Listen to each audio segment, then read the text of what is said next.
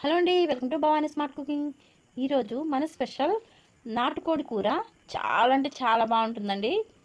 దాంతోపాటు బగారా రైస్ పొడి పొడిలాడుతూ ఈ బగారా రైస్ నాటుకోడి కూరతో తింటే అస్సలు ఆ రుచినే వేరండి. చాలా బాగుంటుంది. పొడి పొడిలాడుతూ బగారా రైస్, అలాగే ఎంతో రుచిగా నాటుకోడి కూర.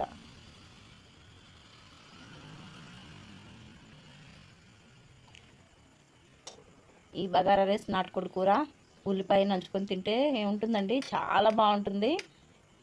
మీరు ఇప్పుడే రెడీ చేసుకుని తినేస్తారు, అంత బాగుంటుందండి. దీంట్లో వేసుకునే మసాలాలు చూద్దాం ఇప్పుడు. సోంపు, ధనియాలు, గసాలు, షాజీరా, వెల్లుల్లిపాయలు, ఎండు కొబ్బరి ముక్కలు, బిర్యానీ ఆకు, జాజికాయ, అనాస పువ్వు, లవంగాలు, దాల్చిన చెక్క, జాపత్రి, బిర్యానీ సామాన్లన్నీ తీసుకున్నాను. అలాగే చికెన్లోకి మసాలాలు కూడా తీసుకున్నాను. ఒక కడాయిలోకి ఇప్పుడు మనం చికెన్ ప్రిపేర్ చేద్దామండి. ఫస్ట్ ఒక కడాయిలోకి 5 స్పూన్ల వరకు ధనియాలను వేసుకోండి. దాంట్లోకి ఒక చిప్ప ఎండు కొబ్బరిని ఇలా ముక్కలుగా కట్ చేసి వేసుకోండి. 1 స్పూన్ సోంపు వేసుకోండి. సోంపు వేసుకోవడం వల్ల చాలా మంచి ఫ్లేవర్ వస్తుందండి. దాల్చిన చెక్క చిన్న ముక్క, 5 యాలకులు, ఒక అనాస పువ్వు, 4 లవంగాలను వేసుకోండి.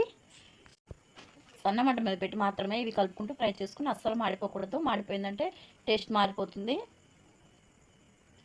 2 నిమిషాల పాటు ఫ్రై చేసుకున్నామంటే బాగా ఫ్రై అయిపోతాయి, మంచి స్మెల్ కూడా వస్తుంది. తర్వాత దీంట్లోకి ఒక బిర్యానీ ఆకును తుంచి వేసుకోండి.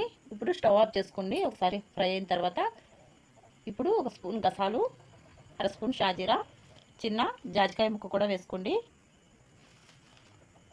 ఇది వేసుకొని ఈ వేడి మీదే కాసేపు ఫ్రై చేసుకుని 1 నిమిషం పాటు కలుపుకుంటూ ఉండాలి. ఈ వేడికి ఫ్రై అయిపోతాయి. ఇప్పుడు వీటిని ఒక ప్లేట్లోకి తీసేసుకుని పూర్తిగా చల్లారనివ్వాలి. పూర్తిగా చల్లారిన తర్వాత మిక్సీ గిన్నెలో వేసుకొని మెత్తగా గ్రైండ్ చేసుకోవాలి. ఈ విధంగా గ్రైండ్ చేసుకోవాలండి. తర్వాత దీన్ని పక్కన పెట్టేసుకుందాం. ఫస్ట్ మనం కర్రీని రెడీ చేసుకుందామండి. ఒక కూర వండుకొని గిన్నెలోకి 3 గంటల వరకు నూనె పోసుకోవాలి. నాన్ వెజ్ అంటే కాస్త నూనె ఎక్కువగానే పడుతుంది. ఒక పెద్ద ఉల్లిపాయని ఈ విధంగా పొడవుగా ముక్కలుగా కట్ చేసుకుని వేసుకోవాలి. 2 పచ్చిమిర్చి చీలికలను కూడా వేసుకోవాలి. ఇలా కలుపుకుంటూ వీటిని మంచి కలర్ వచ్చే వరకు ఫ్రై చేయాలి. ఇవి త్వరగా ఫ్రై అవ్వడానికి 1 స్పూన్ ఉప్పు వేసుకోండి. 1/4 టీ స్పూన్ అంతా పసుపు కూడా వేసేసుకోండి. 1.5 స్పూన్ వరకు ఫ్రెష్గా నూరుకున్న అల్లం వెల్లుల్లి పేస్ట్ కూడా వేసుకొని మంచి కలర్ వచ్చే వరకు ఫ్రై చేసుకోవాలి. ఇవన్నీ మంచిగా ఫ్రై అయ్యాయంటే కూర కూడా రుచికి.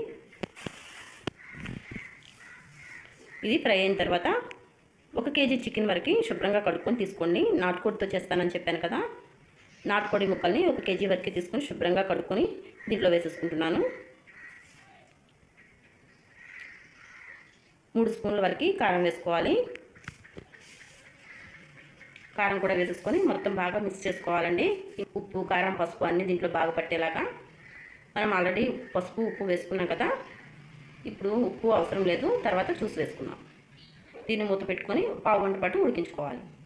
విజిల్ పెట్టుకొని ఉడికించుకోవచ్చు, కానీ ఈ విధంగా విజిల్ పెట్టకుండా ఉడికిస్తేనే కూర రుచి బాగుంటుందండి. 1/2 గంట తర్వాత చూసాను చూడండి, మనం నీళ్ళు కూడా వేసుకోలేదు, కాస్త నీళ్ళు ఊరాయి. చికెన్లో ఉండే నీళ్ళు కాస్త ఊరాయి. దీన్ని బాగా వేసుకోవాలి మొత్తం. తర్వాత దీంట్లోకి 1/2 లీటర్ వరకు నీళ్ళు పోసుకొని ఉడికించుకోవాలి. విజిల్ పెడితే మాత్రం 7-8 విజిల్స్ వచ్చే వరకు ఉడికించుకోవాలి. నేను విజిల్ పెట్టడం లేదు. ఈ విధంగా నీళ్లు పోసేసుకొని మరో 1/2 గంట పాటు ఉడికించుకోవాలి. ఈ చికెన్ ఉడకడానికి కాస్త టైం పడుతుందండి, ఓపికగా చేసుకోవాలి. తర్వాత దీంట్లోకి 2 పెద్ద టమోటాలని తీసుకొని ఇలా పొడవుగా కట్ చేసి వేసుకుంటున్నాను. 2 రెమ్మల కరివేపాకు కూడా వేసుకుంటున్నాను. కొంచెం పుదీనా ఆకులు కూడా వేసుకోవాలి. ఇవన్నీ వేసుకొని మూత పెట్టుకొని 1/2 గంట పాటు ఉడికించుకోవాలి. చూడండి, 1/2 గంట తర్వాత మీకు చూపిస్తున్నాను. ఈ విధంగా చక్కగా ఉడికిపోయింది చికెన్ అంతా.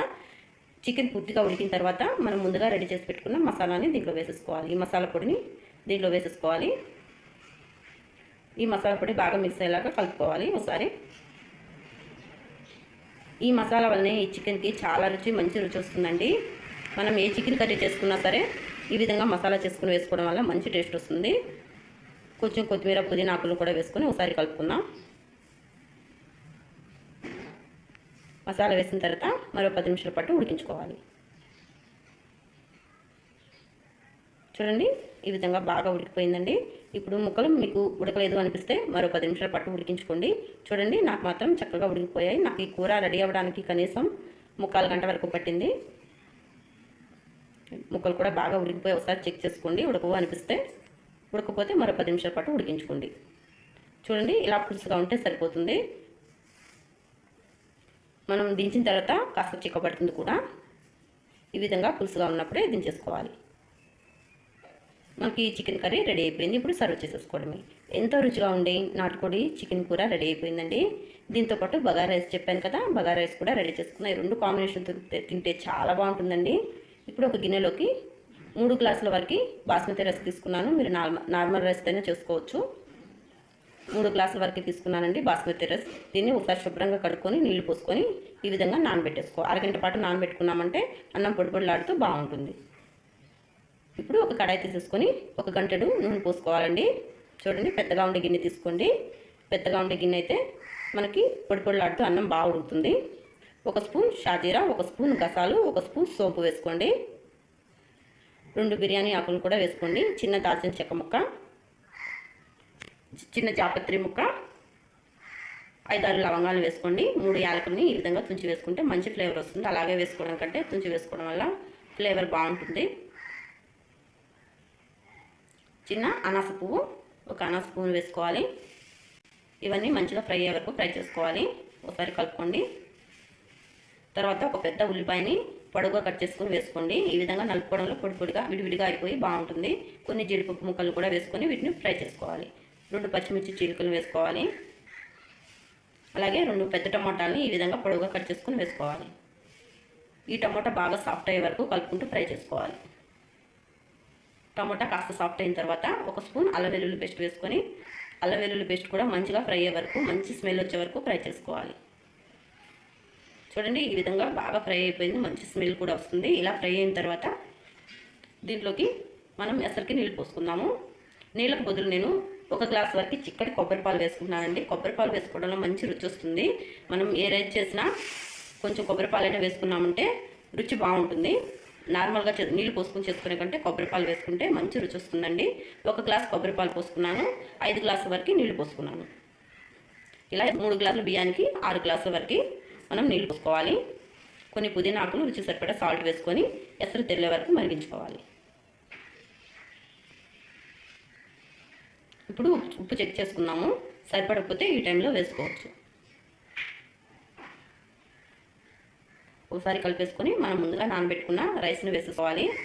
రైస్ మొత్తం దీంట్లో వేసుకున్న తర్వాత రైస్ సగం వరకు ఉడికిన తర్వాత దీంట్లోకి కొత్తిమీర, పుదీనా ఆకులు వేసేసుకున్నామంటే మధ్యలో రుచి బాగుంటుంది. దీన్ని ఒకసారి కలిపేసుకొని మూత పెట్టేసుకొని దీని మీద ఏదైనా బరువు పెట్టేసుకుంటే చక్కగా ఉడుకుతుంది ఆవిరిపోకుండా. చూడండి, 15 నిమిషాల తర్వాత చూసాను. చూడండి, పొడిలాడుతూ రైస్ రెడీ అయిపోయింది. ఇది వెంటనే కలుపుకోకండి.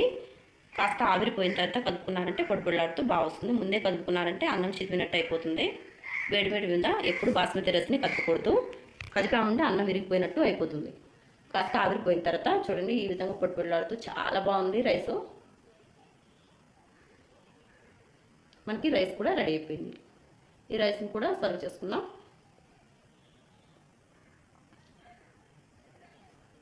ఈ రైస్ తోటి, ఈ చికెన్ కర్రీ తోటి తింటే చాలా బాగుంటుందండి. సండే స్పెషల్గా మనం ఈ బగారా రైస్ని, నాటుకోడి కూరని ట్రై చేయండి. మీకు నచ్చుతుంది, చాలా బాగుంటుంది. రెసిపీ నచ్చితే ఒక లైక్ చేయండి. మరిన్ని రెసిపీస్ కోసం మన ఛానల్ని సబ్స్క్రైబ్ చేసుకోవడం మర్చిపోకండి. Thanks for watching.